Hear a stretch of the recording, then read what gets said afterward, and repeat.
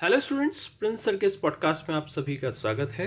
OBC आरक्षण की सुनवाई का फाइनल हियरिंग का आज दूसरा दिन था और आज का दिन भी काफ़ी महत्वपूर्ण था क्योंकि आज भी पक्ष विपक्ष दोनों की तरफ से ही वकीलों ने अपने अपने तर्क प्रस्तुत किए।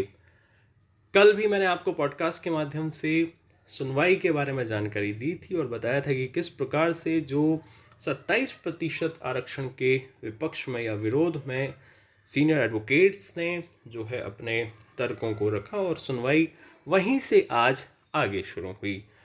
आपको बताएं कि आज जब दूसरे वकील उपस्थित हुए तो उन्होंने वही सारी चीज़ें जो कि आप कह सकते हैं कि इंदिरा साहनी का जजमेंट है, इंदिरा साहनी केस का, इसी तरह से जो बॉम्बे हाई कोर्ट और माननीय सर्वोच्च न्यायालय का मराठा आरक्षण पर जो जजमेंट है, तो ये कॉमन सी चीज़ें थी जो कि आज भी कहना चाहिए कि आर्गुमेंट का जो है पार्ट रहीं।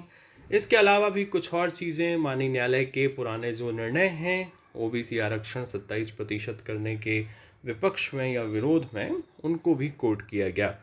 तो ये दलीलें प्रस्तुत की गई 27% आरक्षण के विरोध में, विपक्ष में खासकर इंदिरा साहनी, मराठा आरक्षण और माननीय न्यायालय के मध्य प्रदेश न्यायालय के जो डिसीजंस हैं पूर्व के, उनको ही ज़्यादातर कोट किया गया।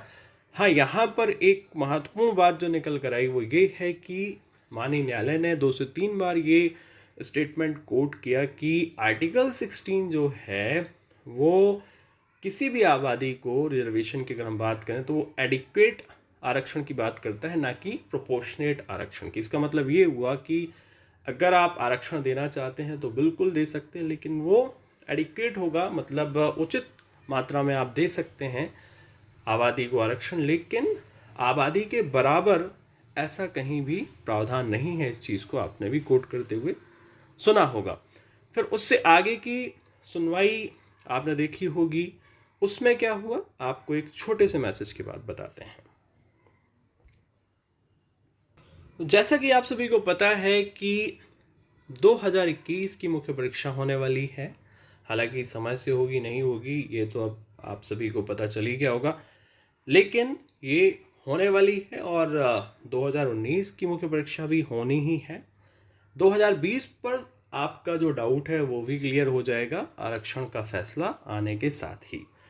तो कुल मिलाकर 3 मुख्य परीक्षाएं आपकी एक के बाद एक जो है वो होने वाली हैं। इसलिए आप सभी जो है अगर तैयारी में कोई भी कमी कोताही कसर छोड़ेंगे तो निश्चित रूप से ये फिर आपकी कहना चाहिए मेरिट में नाम आने से रोक सकती है।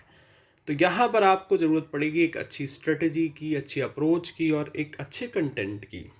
प्रिंस सर की पुस्तकें न केवल मध्य प्रदेश बल्कि आसपास के सभी पड़ोसी राज्यों के अभ्यर्थी पढ़ रहे हैं और पसंद कर रहे हैं। देखिए, आप भी इसीलिए कहते हैं कि आप हमारे सोशल मीडिया के तमाम प्लेटफॉर्म्स पर जुड़ जाइए, क्योंकि रोज़ाना ही इस तरह का जो स्टडी मटेरियल है, नोट्स हैं, टेस्ट सीरीज़ है, वीडियो लेक्चर्स हैं, हम आपके लिए लेकर आ रहे हैं। तो आपको बता दें, इन नोट्स में आपको एग्ज़ाम के पॉइंट ऑफ व्यू से जो आंसर राइटिंग है वो तो मिलेगी ही मिलेगी, साथ ही पूरा आपका सिलेबस भी कवर किया गया है इस तरह से डायग्राम के माध्यम से, ताकि आपको ईजीली चीज़ें समझ में आ जाएं। उस तरह से आपको ये नोट्स आपके लिए बनाकर दिए गए हैं। जैसे कि आप सभी को पता है, ये questions decline of the Indus valley civilization, ये हिंदी में भी हैं, अंग्रेजी में भी हैं, सेम कंटेंट है। और मैंने आपको पहले ही कहा, देखिए जैसे ऋग वैदिक पॉलिटी आपने आंसर्स देखे होंगे मेरे, मैं हमेशा क्या करता हूँ, जो अपने नोट्स हैं उनसे ही अपना ही कंटेंट क्या करता हूँ आंसर राइटिंग में एज इट इज़ अपलोड करता हूँ। ऋग वैदिक सोसाइटी देखी, तो ये बिल्कुल आपके 3 नंबर के क्या हैं आंसर्स हैं, इसी तरह से 5 नंबर के आंसर्स, इसी तरह से आपके 11 नंबर के आंसर्स, और साथ में जो पिक्चर्स हैं उनको भी हमने क्या किया है आपके लिए यहाँ पर प्रस्तुत कर दिया है, जिससे आप कोई भी चीज़ पढ़ें तो वो आपके दिमाग में रहे कि आप कौन सी डायनेस्टी पढ़ रहे हैं, कौन सी चीज़ आप पढ़ रहे हैं, जिस तरह से आप देख रहे हैं। तो ये सारी चीज़ें आपको हमारे नोट्स में मिलेंगी। इसके संबंध में मैं आपको एक सेपरेट वीडियो आज लेकर आने वाला हूं, जिसमें मैं आपको अपने पूरे नोट्स दिखाऊंगा। वो वीडियो आपको ज़रूर देखना है, जिससे कि आपको ये पता चल जाएगा कि elite studies Indore Prince sir के जो नोट्स हैं, जो चीज़ें हैं, वो आपके लिए किस प्रकार से आने वाले एग्ज़ाम के लिए महत्वपूर्ण साबित हो सकती हैं। ये art of answer writing Harshvardhan के बारे में, history and extent, art and education, society and religion.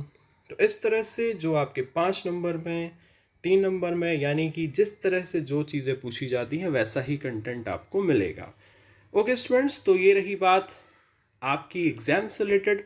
ये हिंदी में भी है, अंग्रेजी में भी है। आप सभी सोशल मीडिया पर हैं, हमारे प्लेटफॉर्म्स पर आप देखते होंगे रोज़ाना। यहाँ पर आपको बहुत सारी चीज़ें फ्री ऑफ कॉस्ट मिल रही हैं, मार्गदर्शन से लेके हर एक चीज़।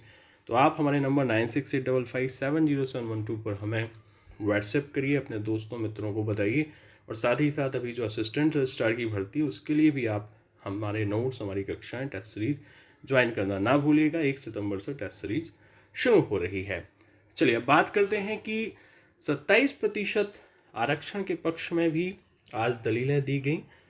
जितने भी आयोग आज तक जो हैं आपके कह सकते हैं कि ओबीसी से संबंधित बनाए गए हैं, तमाम आयोगों की रिपोर्ट, साथ ही माननीय सर्वोच्च न्यायालय में जब भी बहस हुई है इनको लेकर, तो क्या कहा गया और किस तरह से उन्होंने कहना चाहिए कि हर एक चीज़ को रखने की कोशिश की कि किस तरह से माननीय सर्वोच्च न्यायालय ने जो भी डिसीजन दिए हैं उसमें ये कहा है कि विशेष परिस्थितियों में दिया जा सकता है, ऐसी कंडीशन होना चाहिए, ये होना चाहिए, तमाम वो चीज़ें जो कि आप पिछड़ा वर्ग आयोग जो बनाए गए हैं, अभी एमपी में भी बनाया गया था, तो उनकी जो रिपोर्ट है उन्हीं को कोट किया गया, बताएगा बहुत ही अच्छे तरीके से।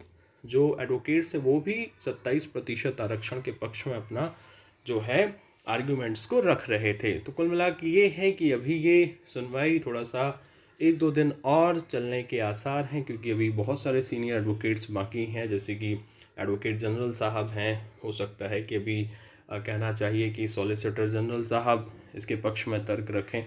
तो अभी 2 से 3 दिन यानी कि ये वीक पूरी सुनवाई आपकी चल सकती है, और डिसीज़न आपका इस सप्ताह के अंत तक या अगले सप्ताह, क्योंकि वो रिजर्व कर लेंगे डिसीज़न निश्चित रूप से, क्योंकि आप सभी को पता है कि सारी दलीलें सुनने के बाद, क्योंकि ये बहुत ही सोफिस्टिकेटेड इशू है, तो वो अपना डिसीजन रिजर्व कर लेंगे और फिर उसके बाद 4-5 दिन उसकी अच्छे से स्टडी करने के बाद फिर अपना फाइनल वर्डिक्ट देंगे।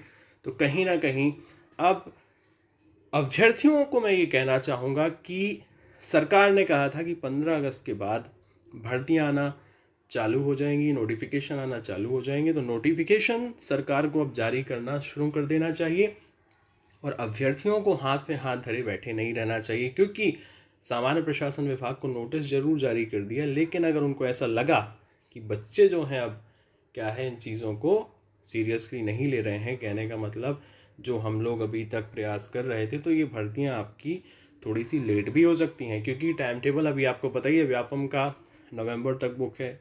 पीएससी की जहाँ तक बात है, तो पीएससी की जो रुकी हुई भर्तियां हैं उनके संबंध में सूचनाएं सितंबर से आना शुरू हो जाएंगी। इसलिए हर एक बच्चा, हर एक अभ्यर्थी जो चाहता है कि उनके विभागों में भर्तियां हैं, वो सोशल मीडिया पर अपनी उपस्थिति दर्ज कराएं, बहुत अच्छा एक इम्पैक्ट क्रिएट करें सरकार तक अपनी आवाज़ पहुंचाने का, क्योंकि यही सही समय है, अन्यथा ये भर्तियां कभी नहीं आएंगी। ओके स्टूडेंट्स, तो बने रहिए एलीट स्टडीज़ इंदौर प्रिंसर के साथ। हमारा व्हाट्सएप नंबर है 9685570712। इस पर व्हाट्सएप करिए, हमसे बात करिए, इंक्वायरी करिए, अपने दोस्तों, मित्रों, सहपाठी, संबंधी जनों को भी बताइए। मिलते अगले पॉडकास्ट में। धन्यवाद।